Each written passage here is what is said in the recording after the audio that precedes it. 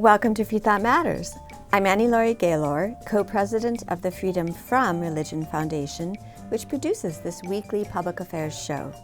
Today, I'm going to turn the tables on my co-host, Dan Barker, and ask him about the new word he's coined, Contraduction, and his new book based on it that critiques the fine-tuning argument for the existence of God.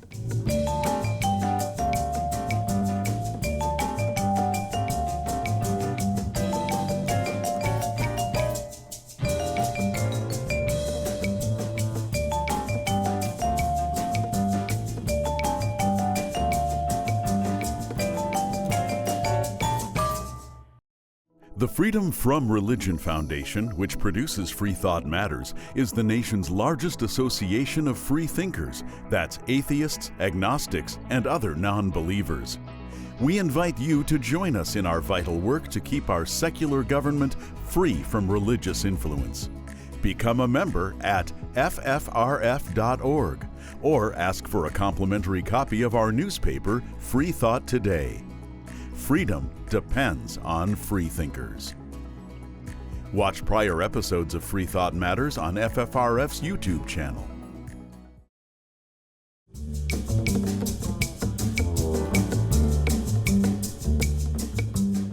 We all know what a contradiction is, but have you ever heard of the word contraduction? Probably not, because the word didn't exist before Dan Barker, my co-host, coined it. And Dan is usually my co-host, but today he's here as my guest.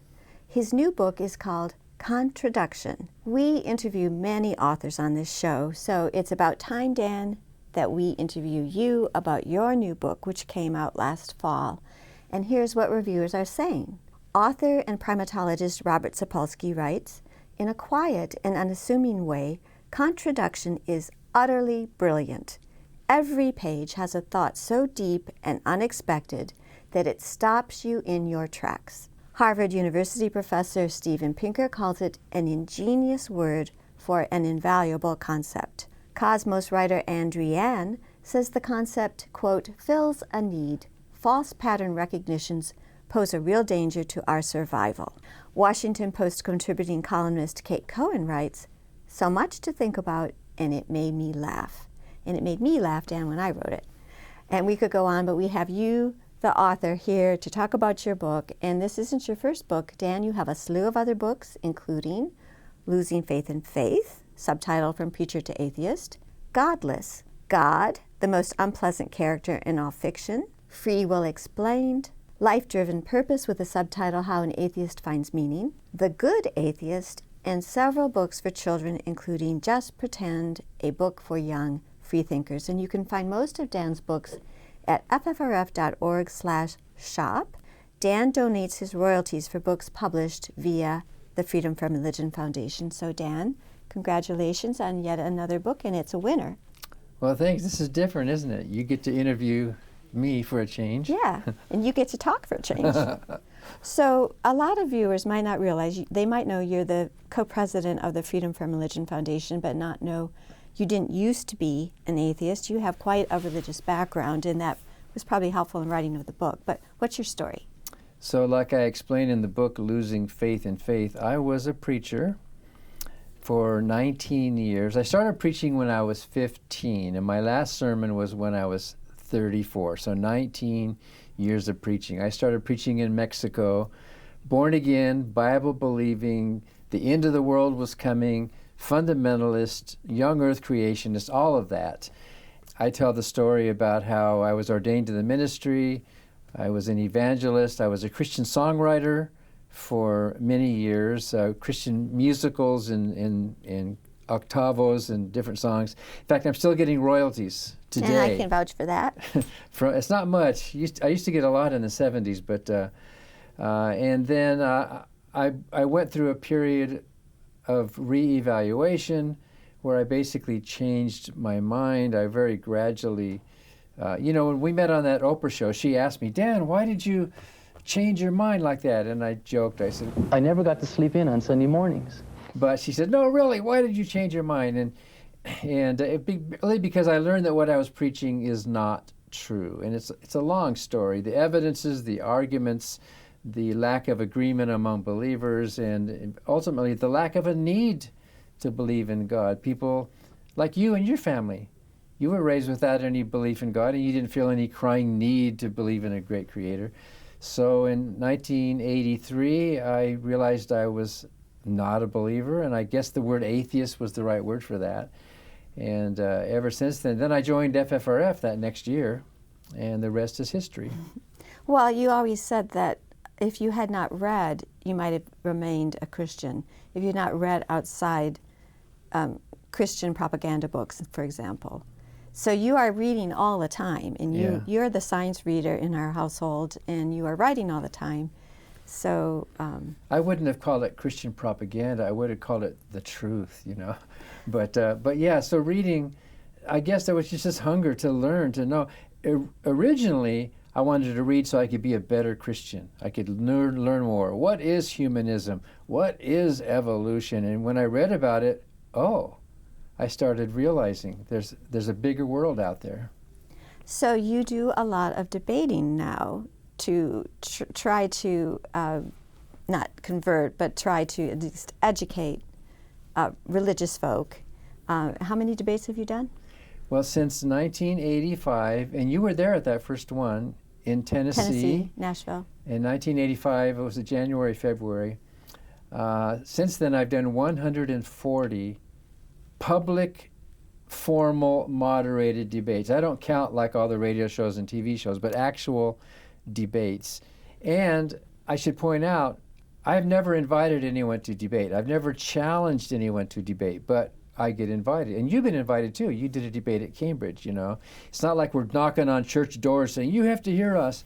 We get invited because we're non-believers to explain why. Because there's interest. Yeah. So I'm asking about debates because it was kind of the genesis of your new book, Contraduction.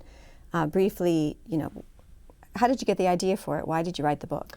So this idea, this concept has sort of been in my brain for years, that there was amorphous. I've been thinking about why people get things so wrong. Why do smart people get things so wrong? And it's because I think sometimes they're flipped. And so in 2022, I did a debate in Florida, sponsored by the Central Florida Freethought community, with a Christian apologist named Andrew Lloyd Johnson. And the debate was, does God exist? And during his opening statement, he said, I'm not going to argue for the God of the Bible. I'm going to argue for mere theism, and I'm going to use an approach called abductive reasoning, which abductive reasoning is just sort of the best explanation from all of the possible explanations. Abductive reasoning is pretty weak. It's basically kind of like your best guess. So he was arguing, I'm arguing for God based on our best guess to explain the design in the universe and the fine-tuning of the universe and the first cause, the cosmological, and he brought up morality as well. So I was taking notes while he was talking, and he used that word abduction, and so I got up, and you can watch this, the debate's online. I ad-libbed. I was in front of this live audience thinking on my feet, and I said, you know what? I think we need another kind of a word called maybe post-ductive logic. That was the wrong word, and the audience wasn't even impressed. Like, what the heck is he saying? And I realized that was the wrong word. And you and I, a few weeks later, were driving down the Pacific Coast Highway in California on vacation. That's right. I was looking at the coastline, and I was thinking, is this the edge of the continent, or is this the edge of the ocean? Which way is it? You know, look at how these puzzle pieces fit totally together. And I was thinking about how we get things flipped, and I realized that I needed a prefix that doesn't mean after, post-production. I needed a prefix that means reversed. So I came In other up words, the thinking is backward. It's contraduction. And during the debate, I tried to explain contraduction is kind of like the guy who's so impressed.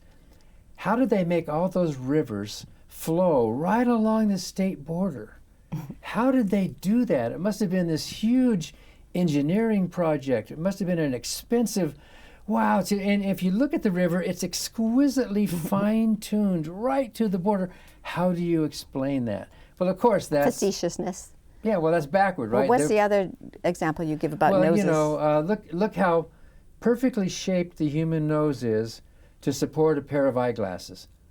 How do you explain that perfect match? kind of making fun of or jogging about the idea of fine-tuning that God, the world is so perfectly fine-tuned by a God. It couldn't have happened by chance. So we're looking at it, I think the design argument is looking at things backwards. We're assuming that human evolution is the default, and then look at how perfectly the universe fits us, when actually it's the other way around. Do you have a one-word definition of contraduction? Just inversion, really. Not one word, but one sentence. Well, a contraduction is an inversion of reality, basically. Probably the most ancient examples of it is the sunrise. We have the word sunrise, right? We know today that the sun doesn't rise.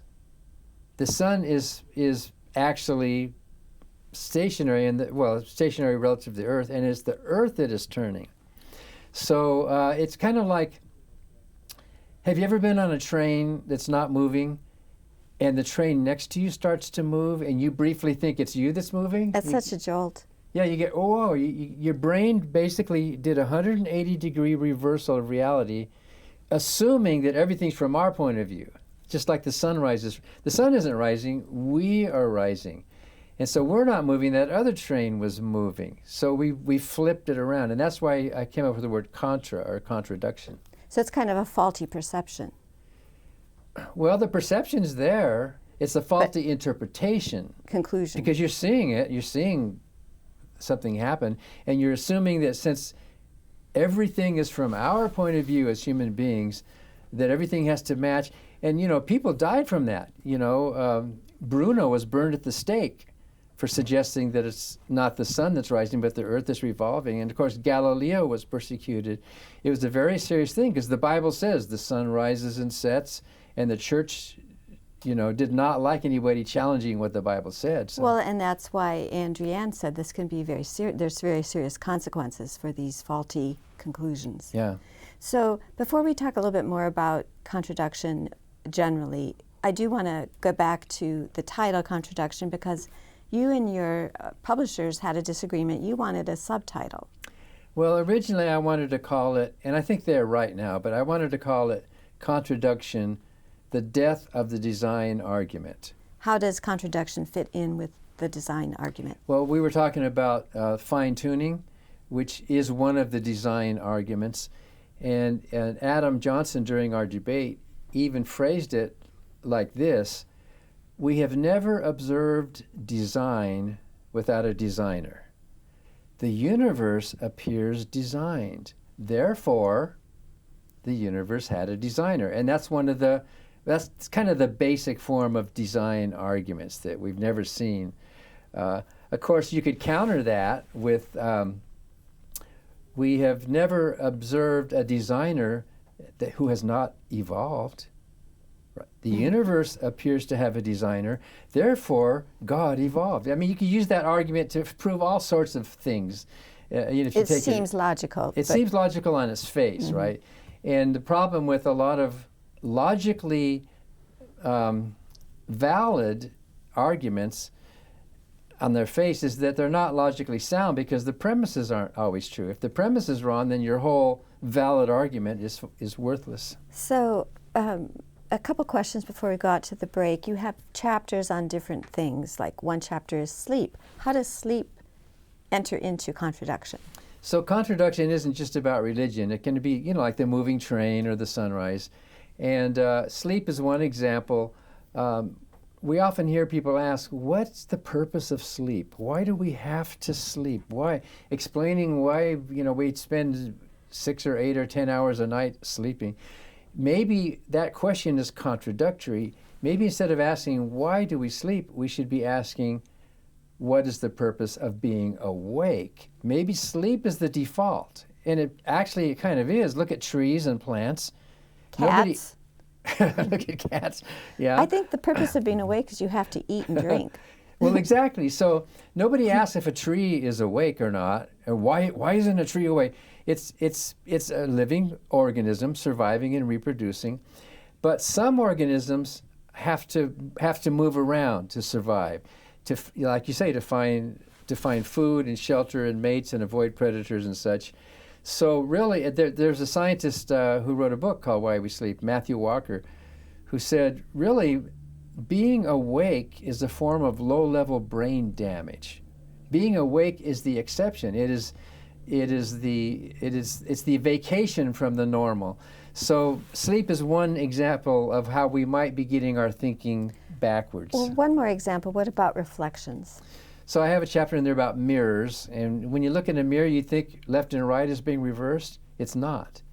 Your right hand is still to the right. Your left hand is still to the west. What's reversed in a mirror is not left and right. Even if you're lying on your side, left and right seem reversed and top and bottom don't. Why don't top and bottom reverse?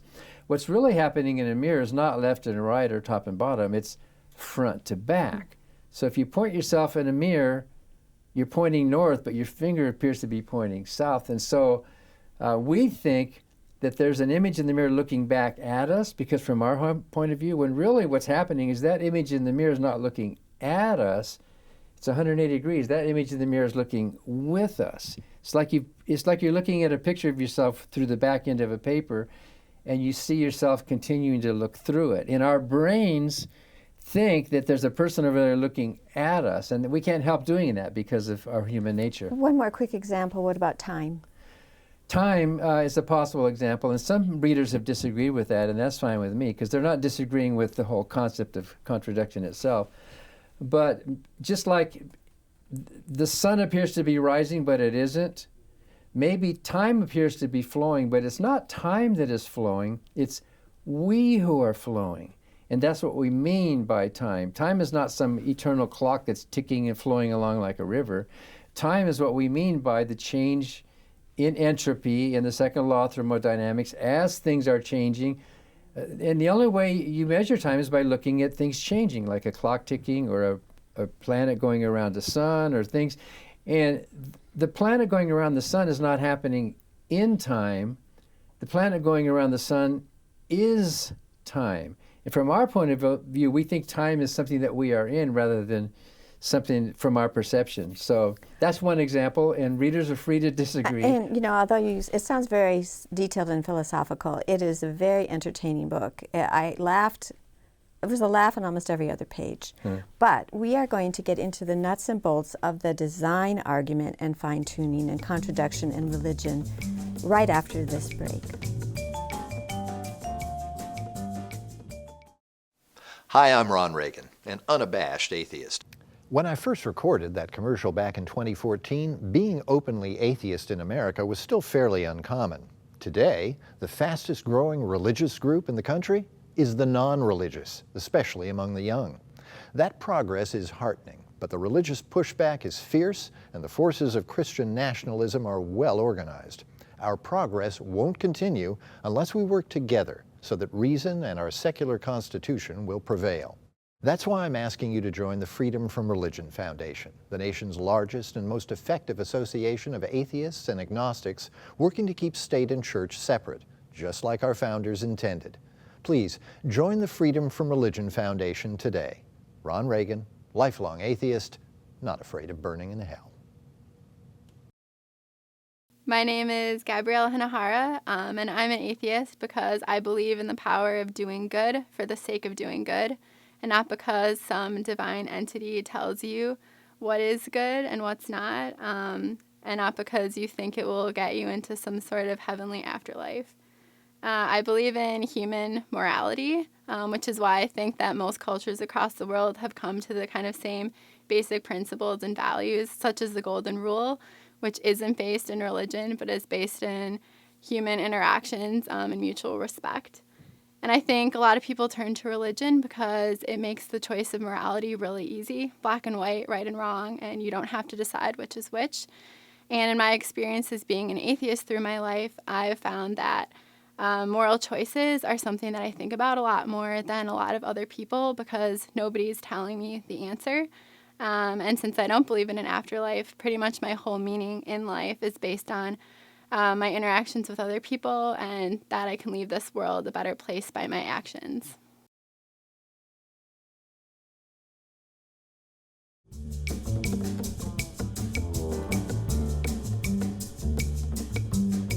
I'm Laurie Gaylor, and usually Dan Barker and I co-host Freethought Matters, but today we're turning the tables, and I'm interviewing Dan about his latest book, which has won rave reviews from distinguished authors, and it's called Contraduction.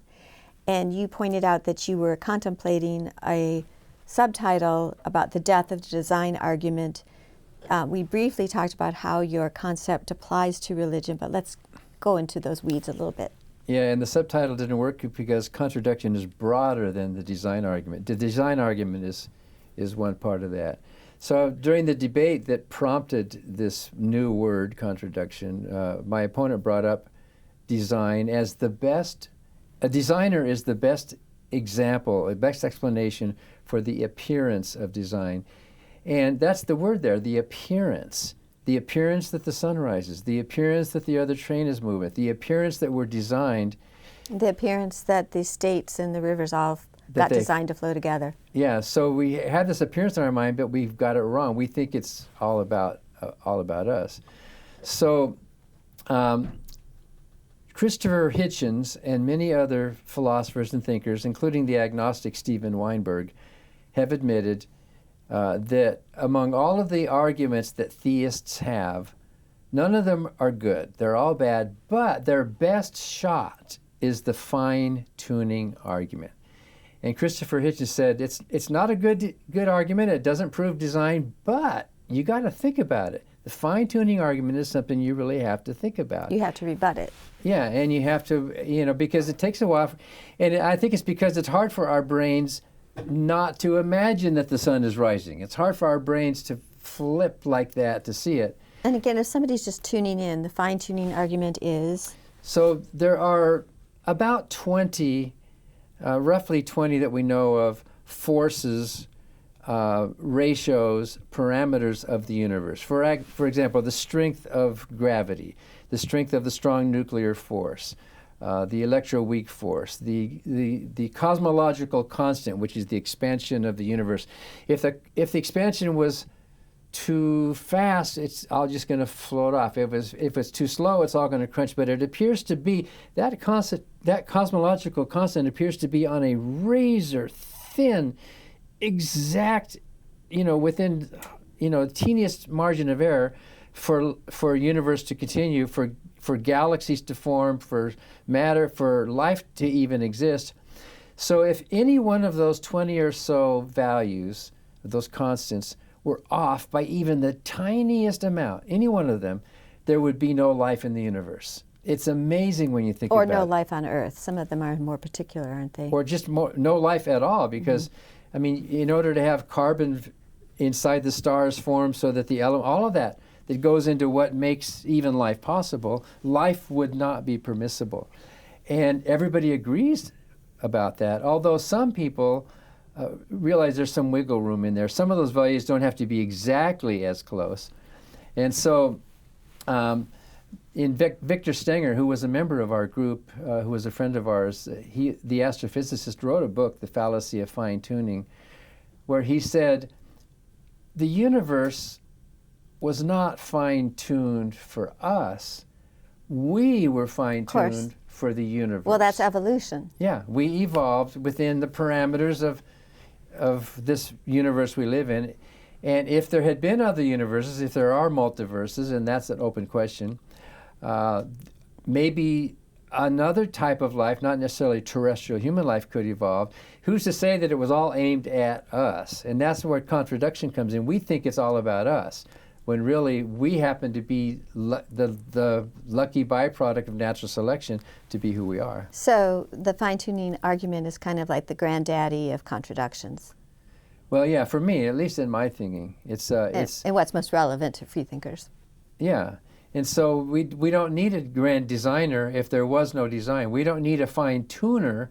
And when you say fine-tuning, you're implying that it was tuned somehow, that this designer stumbled upon this primordial soup of all these constants. I'm going to tune this one and tune this one, make it so that it fits. Vic Stenger says there's a way to tune it this way, but turn this one this way. You could still have life permitted in some form. Wouldn't necessarily be human life.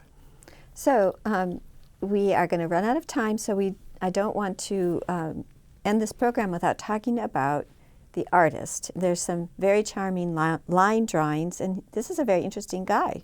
Marcos Telius is from Chile. He's a doctor in Santiago. I met him at a Freethought conference in Peru, and he graciously donated his artwork that's in the book, which in a very light way illustrates a lot of these concepts. So thank you, Marcos. And briefly, you also wanted to talk about some contradictions with race.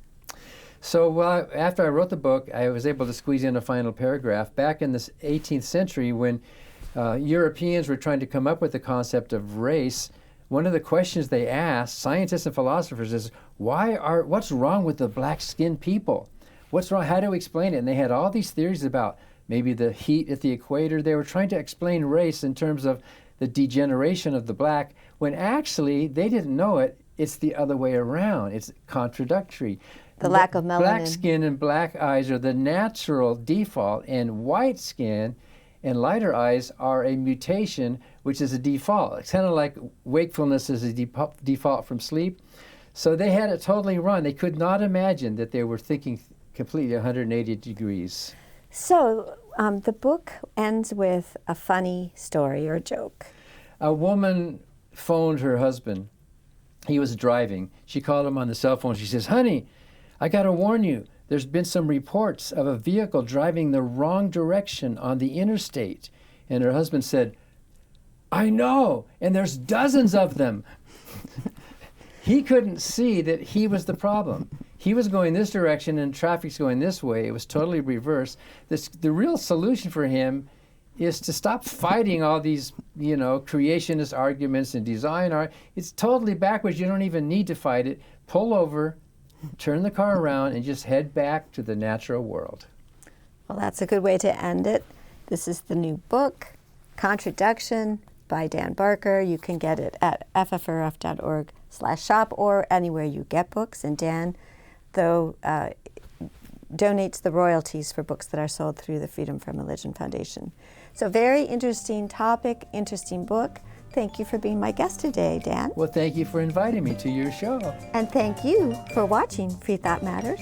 Because free thought matters.